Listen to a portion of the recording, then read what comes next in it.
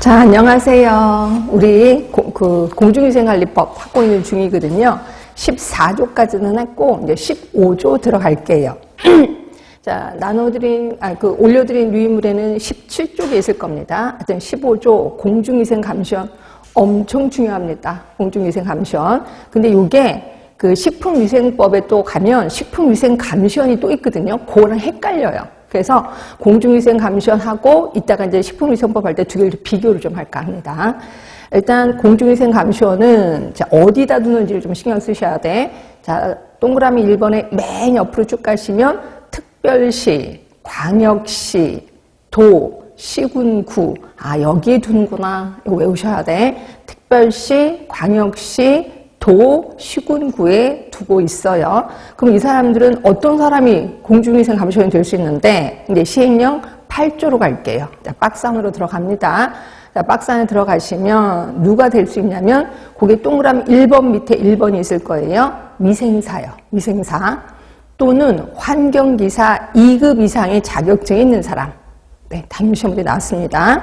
그다음에 2번에는 이제 문제는 이거예요. 자, 전공이 되게 많아요. 화학, 화공학, 환경공학, 위생학 분야를 전공하고 졸업한 사람, 그리고 이와 같은 수준 이상의 학력이 있다고 인정되는 사람. 그래서 과를 좀 기억해 주셔야 돼. 화학, 화공학, 환경공학, 위생학 분야.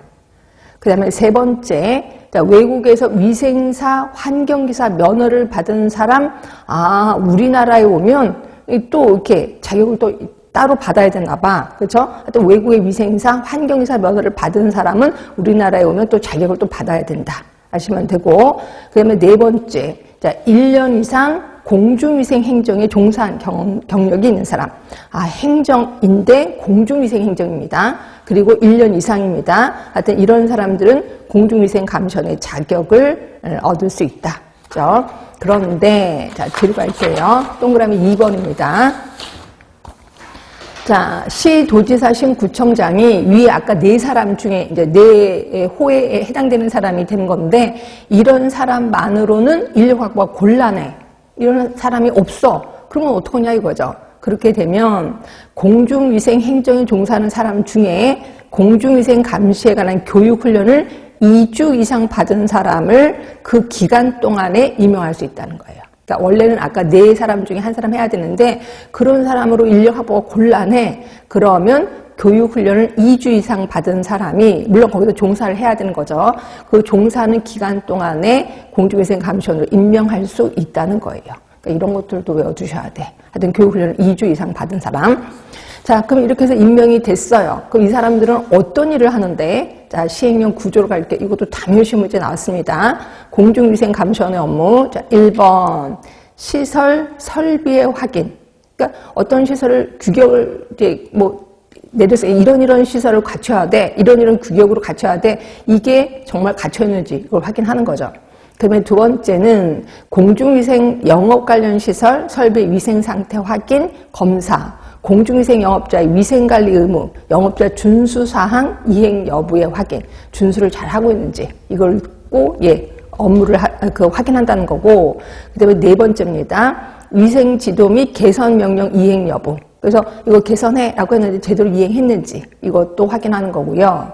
그러면 다섯 번째는 공중위생 영업소 영업의 정지, 일부 시설의 사용 중지, 영업소 폐쇄 명령 이행 여부의 확인. 폐쇄 명령 내렸는데 슬슬 영업하시는 분들도 있을 거 아니에요. 예, 그런 것들도 확인하는 거고. 그러면 여섯 번째는 위생교육. 우리 아직 안 배웠는데 위생교육을 받아야 되는데 그 위생교육을 제대로 받고 있는지 확인도 이분들이 다 하시고 계신다. 그래서 이 공중위생 감시원의 업무 범위는 진짜 외우셔야 돼. 어떻게 할 수가 없습니다. 네, 그렇게 해서 기억해 주시면 돼요. 외우기는 진짜 힘들어요. 그래서 보기 중에 나오면 답은 쓸 수 있게끔. 그래서 좀 감으로 잡으셔야 돼. 아, 이런 일을 하는구나 라고 좀 보시면 될 것 같고요.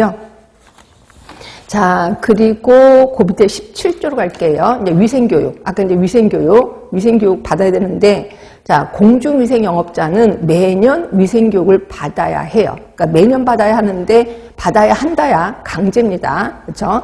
자, 동그라미 2번. 자, 신고를 하는 자. 그러니까 어떤 신고냐면 내가 위생 영업 하겠다라고 신고하는 사람이 있을 거예요.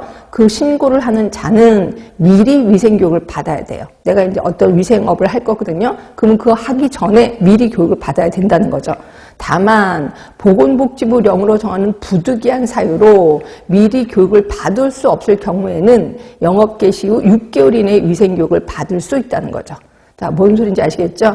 내가 위생업을 할 거야. 그러면 이제 미리 교육을 받아야 되는데, 만약에 받을 수가 없어. 그러면 6개월, 그러니까 하고 나서, 위생업을 하고 나서 6개월 이내에 교육을 받아야 된다라고 되어 있습니다. 제가 지금 말씀드린 건 다 시험 문제 나왔다는 것만 알고 계시면 돼. 그러면 거기 시행규칙 박스 안으로 들어갑니다. 거기에 보시면 시행규칙 23조 위생교육. 자, 위생교육은 집합교육과 온라인 교육을 병행해서 실시를 한대요. 모아서 하기도 하고 인터넷을 통해서 하기도 하는데